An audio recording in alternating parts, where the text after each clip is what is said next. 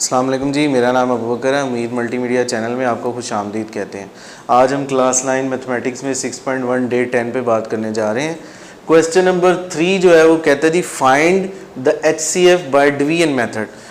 आप HCF को आपने फाइंड करना है डिवीजन मेथड के लिए। उसके बाद आपके पास दो जो है वो पॉलिनोमियल्स दी गई हैं, एक्स की cube plus 3x square minus 16x plus 12 और एक्स की cube plus x square minus 10x plus 8। इनमें जो बड़ी वैल्यू है उसको आप जो है अंदर रखेंगे और छोटी वैल्यू जो है उसको बाहर रखेंगे। एक्स की cube plus x square minus 10x plus 8 को आप बाहर रखेंगे और ये दूसरी जो वैल्यू है इसको अंदर रख देंगे। एक्स की क्यूब को एक्स की क्यूब से ख़त्म करने के लिए आप 1 से सिमिलर वैल्यू है, दोनों भी अंदर भी और बाहर भी, उसे आप 1 से मल्टीप्लाई करेंगे।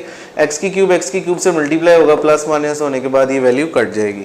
उसके बाद एक्स स्क्वेयर को भी 1 से मल्टीप्लाई करेंगे। एक्स स्क्वेयर को जब हम 1 से मल्टीप्लाई करेंगे तो एक्स स्क्वेयर आएगा, प्लस ये प्लस की वैल्यू है ये माइनस होगी, चेंज होगी, 3 में से 1 जाएगा तो 2x स्क्वेयर नीचे बच जाएगा।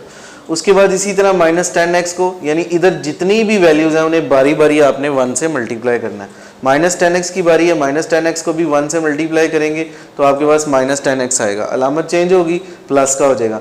माइनस 16 में से प्लस 10x को माइनस करोगे तो माइनस 6 आएगा। 6 की बड़ी जो अलामत है माइनस की, इसलिए उसके साथ 6 के साथ माइनस आया।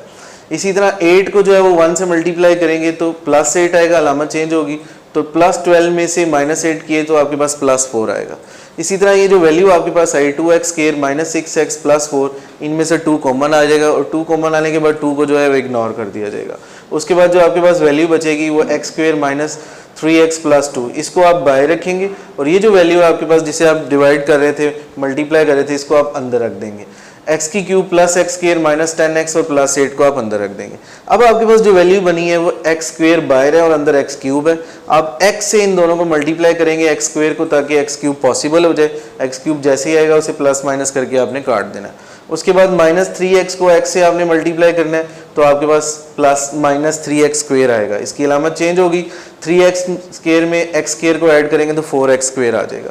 उसी तरह 2x को x से मल्टीप्लाई करेंगे तो 2x आ जाएगा, अलामत चेंज होगी, तो माइनस 2 और माइनस 10 माइनस 12x आ जाएगा। और 8 को आप एज इट इज़ नीचे उतार लें।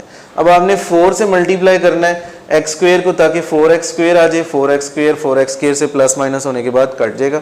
उसके बाद माइनस 3 को 4x से मल्टीप्लाई करेंगे तो माइनस 12x आ जाएगा, वो भी प्लस माइनस होकर कट जाएगा।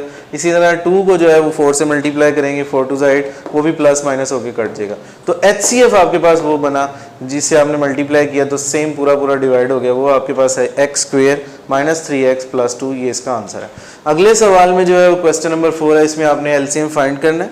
आपके पास दो वैल्यू गिवन है, एक है जी 39 x की 7 y की 3 z एंड 91 x की 5 y की 6 और z की 7।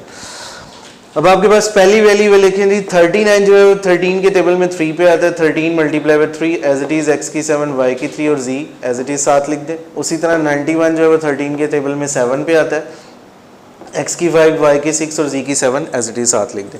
अब सबसे पहले एलसीएम से मुराद ये होती है कि जो कॉमन है उनको भी लिखा जाता है और जो नॉट कॉमन है उनको भी लिखा जाता है। कॉमन वैल्यूज जो है वो इसके अंदर जी 13 है, आपने 13 ऐसे लिख दिया, x की 5 है और y की 3 और z ये कॉमन है, और बाकी जो नॉट कॉमन है उनको सबको इकट्ठा करेंगे तो आपके पास जो है वो x की 7 y की 6 और z की 7 बनेगा। 13 7 और 3 को मल्टीप्लाई कर देंगे तो 273 आ जाएगा, और साथ में x की 7 y की 6 और z की 7 एज इट इज़ लिख देंगे, ये इसका आंसर बन गया। अगले सवाल में वो कहते हैं जी एलसीएम फाइंड करें लेकिन फैक्टराइजेशन के जरिए, यानी फैक्टर बनाकर, जोड़े बनाकर। तो पहला सवाल जो है वो हमारे पास जो है उसके दो पोर्शन है, एक है जी X square minus 25x plus 100 और दूसरा हिस्सा है जी X square minus X minus 20। पहले हिस्से को लेते हैं जी, फर्स्ट वैल्यू और लास्ट वैल्यू को मल्टीप्लाई करें, जहाँ कुछ नहीं होता वहाँ पे 1 होता है, 1 को 100 से मल्टीप्लाई करें जी 100 आएगा। फैक्टर बनाए कि प्लस माइनस करें तो 25 आए, उन्हीं दोनों को मल्टीप्लाई करें तो 25 आए। तो आपके पास फैक्टर है जी 20 को 5 से मल्टीप्लाई किया जाता है तो 100 भी आता है, 20 में 5 ऐड करते हैं तो माइनस 25 भी आता है, माइनस के दो फैक्टर बना दिए। एक्स स्क्वायर और माइनस 20x में से x कॉमन आएगा, अंदर बचेगा x माइनस 20। 5x और प्लस 100 में से कॉमन माइनस आएगा, ये माइनस इस प्लस को माइनस कर देगा। तो आप साइडों वाली जो दो रकमें हैं x माइनस 5 को लिख देंगे और जो कॉमन है उनमें से एक लिख दी जाएगी x माइनस 20। इसी तरह अगली वैल्यू पे आते हैं जी, आपके पास है जी X square minus X minus 20। पहली और आखिरी वैल्यू को मल्टीप्लाई करेंगे तो 20 1 20 आएगा। मल्टीप्लाई करें तो 20 आए और प्लस माइनस करें उन्हीं दो वैल्यूज़ को तो आपके पास -1 आए। वो है जी -5 और +4। 4 को और 5 को मल्टीप्लाई करते हैं तो 20 भी आता है, -5 में से 4 जाएंगे तो -1 भी आता है। एक्स स्क्वायर -5x में से कॉमन जो है वो x आया, अंदर बचेगा x -5, प्लस 4x और -20 में से जो है वो कॉमन आया +4, अंदर बचेगा x -5। अब जो साइड पे जो रकमें लिखी हुई हैं x + 4 उनको इकट्ठा कर दें और जो कॉमन है x - 5 उनमें से एक वैल्यू लिख दी जाएगी।